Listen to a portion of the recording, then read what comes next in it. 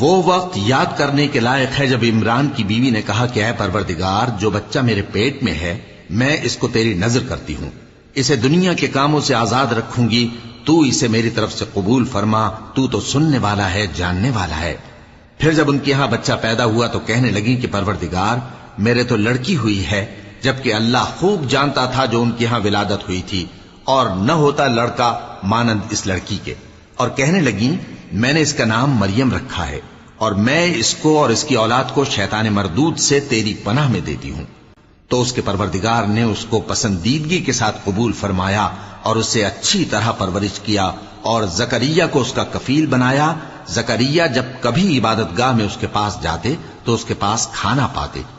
یہ کیفیت دیکھ کر ایک دن مریم سے پوچھنے لگے کہ مریم، یہ کھانا تمہارے پاس کہاں سے آتا ہے؟ وہ بولی کہ اللہ کے ہاں سے آتا ہے، بے شک اللہ جسے چاہتا ہے بے